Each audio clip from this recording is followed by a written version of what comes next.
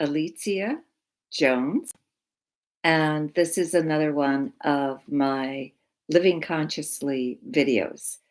I welcome you here, and I invite all the spiritual beings that accompany my recordings.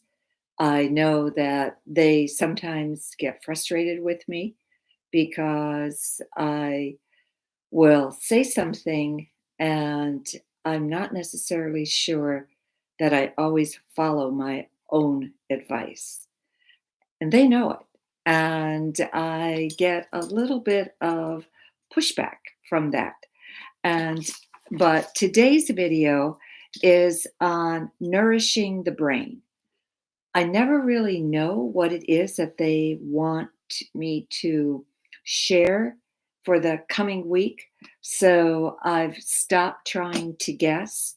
And the beauty with nourishing the brain is that effectively I've spoken a lot about the our thoughts and how they affect our body, mind, and spirit, how they create our reality. But effectively, when you stop to think, what nourishes the physical part of you? It's the food that you put into your body. So you are you are really a chemical factory composed of every single thing that you have put in your body. And the most important thing that you can do right now is to think about what your brain needs and how you nourish your brain and how you nourish your nervous system, because the that's what guides us through life. Our life is totally dependent on where our brain takes us.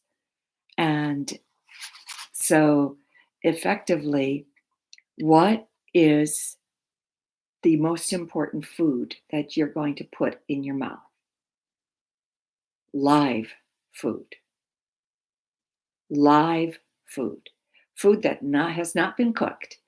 If you absolutely can go on a live diet, a live food diet, all the more power to you.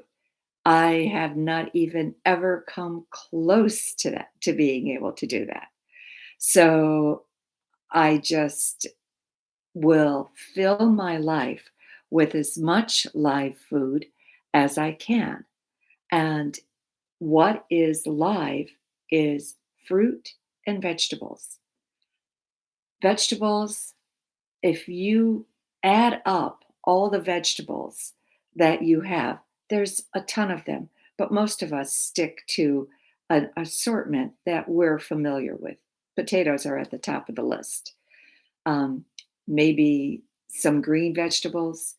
The ones that I know that are the really deep green, those are the healthiest for you because they're the ones that are filled with iron.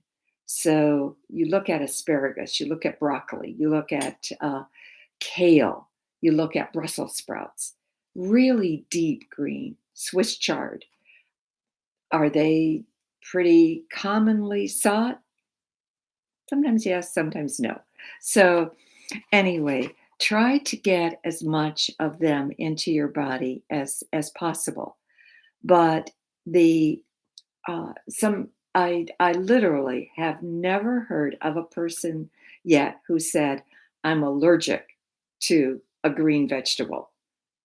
They might say, I don't like it, but I've never heard anybody say, I'm allergic to a vegetable, where they're allergic to nuts, they're allergic to fish, they're allergic to other foods. But I've never heard anybody say that. But the fruit, and every time I hear somebody bash fruit because it's so filled with sugar.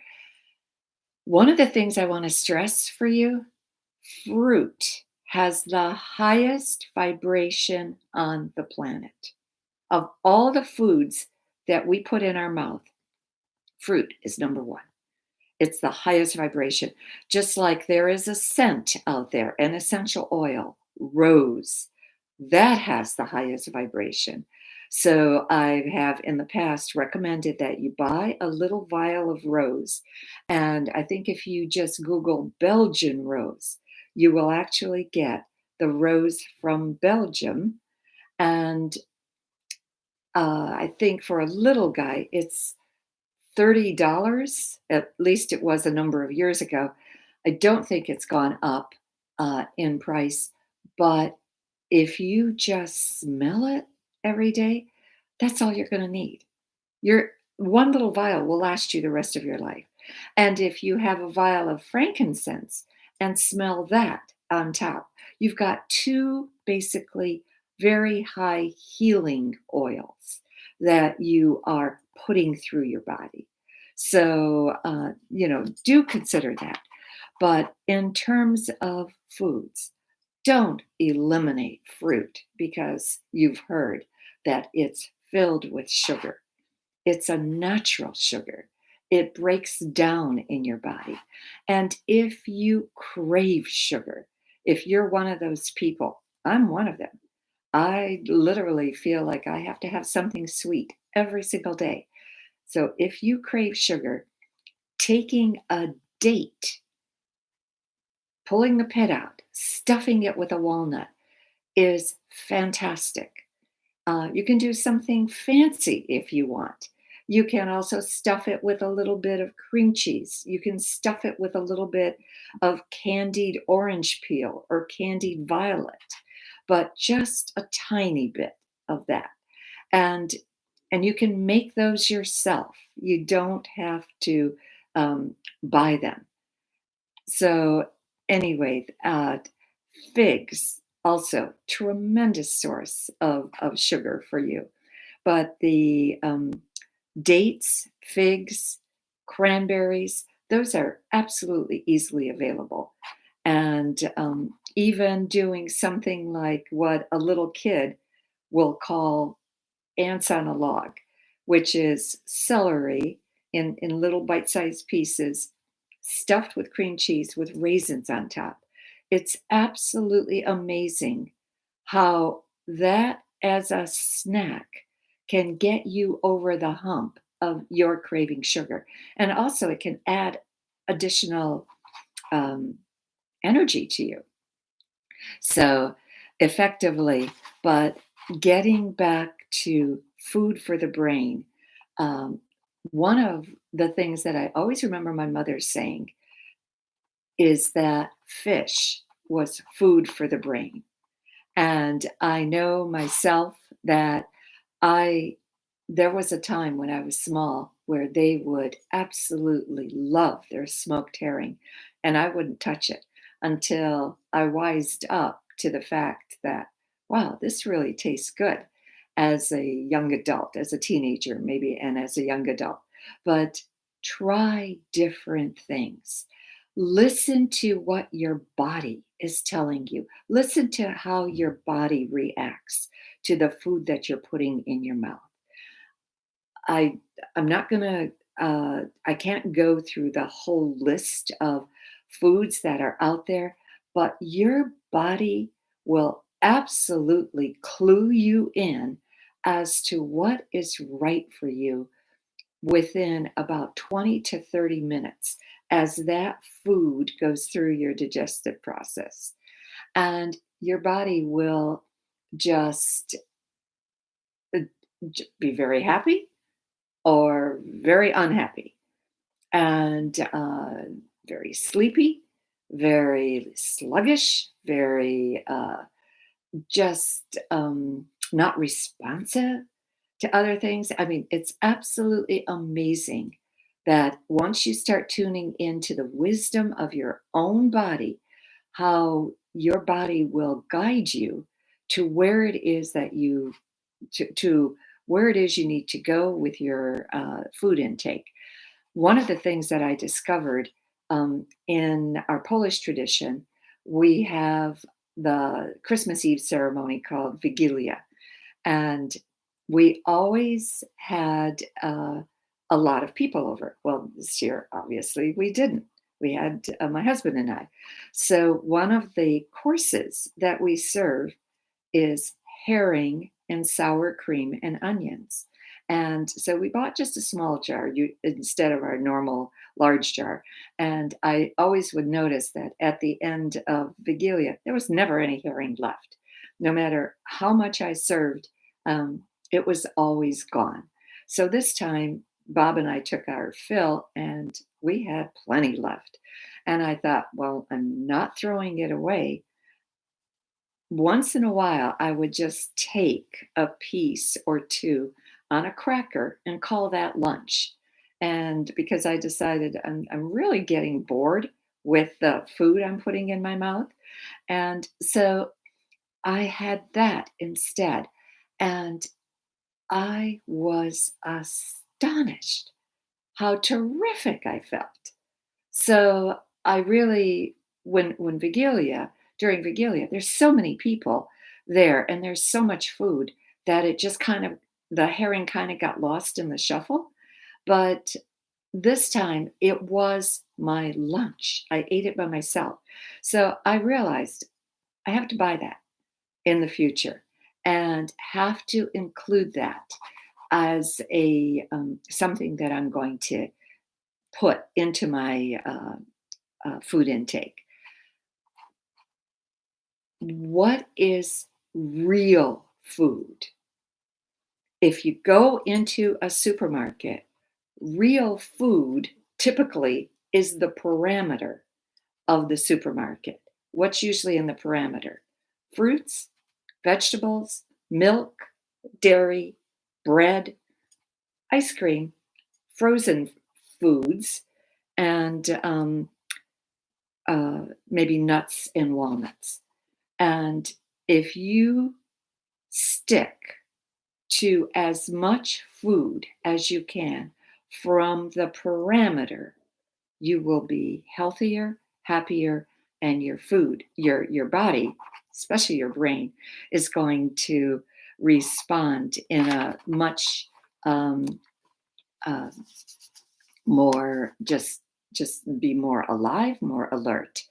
But there are a couple other things I wanted to share with you too.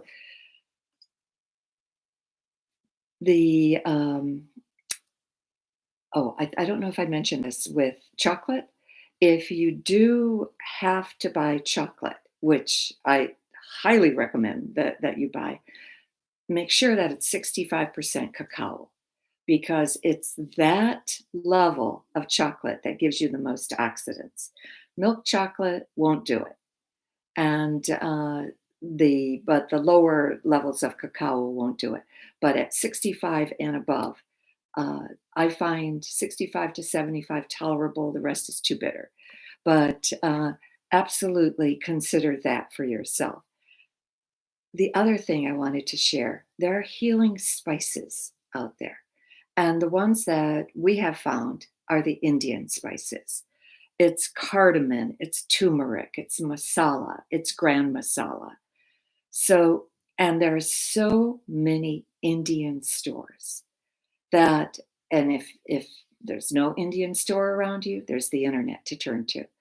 You can buy them in packages in bulk and store them in old jam jars so that they're not stored in the packages, because if they're stored in packages there's also um, leakage possible, and you don't want that. But if you learn to cook with Indian spices, you will be astonished what how good you feel and how much your the food just takes on a totally different characteristic. Chicken can go from mildly spicy to very spicy, depending upon the spices that you put in. And of course, There's also Thai spices, there's Greek spices, and there's no shortage of spices out there. But we have just found that the Indian spices have seem to have the most healing properties. There is another thing though too, teas. Teas are can help you with your digestion. They can help you with your sleep. They can help you with your bowel movements. They can help you with your nerves. They are there are stores like Tivana that are out there that have special brews that they make up. But you go into a health food store, or you go in, even into a grocery store, there are so many varieties. Find the ones that you really, really love. And I know that Wegmans, for the longest time, would have a sample of teas that they were brewing. So that kind of made it easier on everybody. But the last thing that I wanted to cover was water. Make sure that you drink enough water. Water flushes toxins out of your body. We use the Brita filter. You can use any kind of filtered water that you want. If you buy the full Deer Park one, that's great.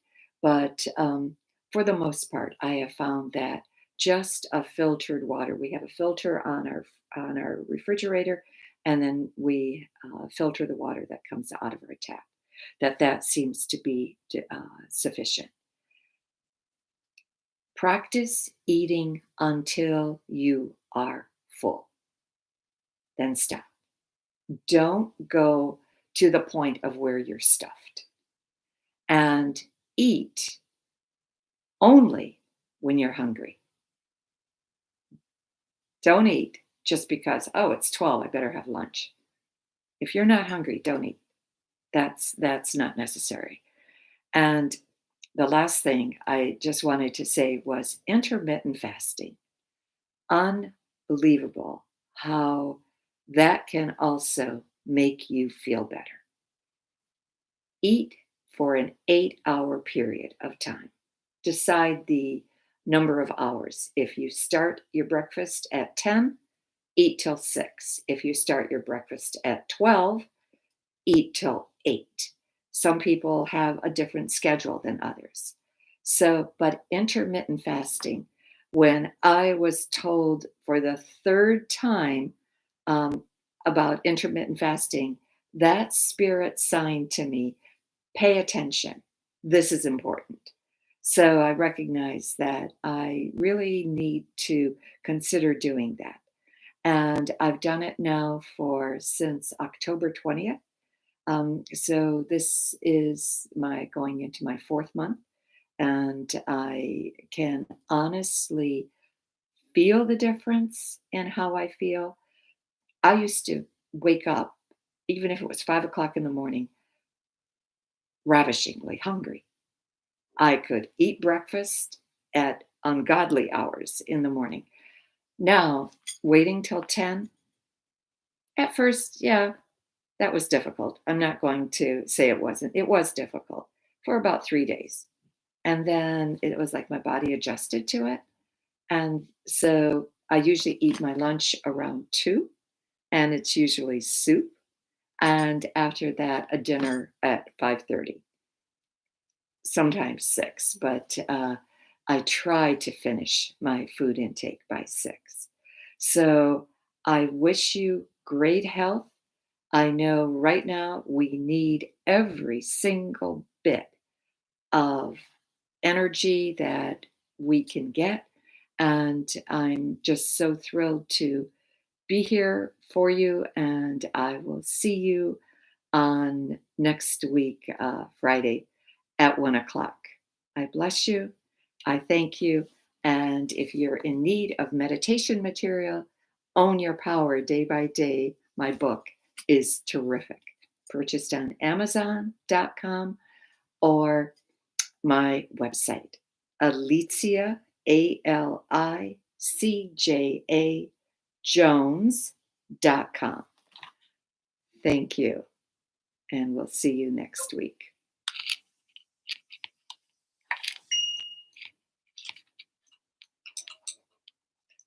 Welcome.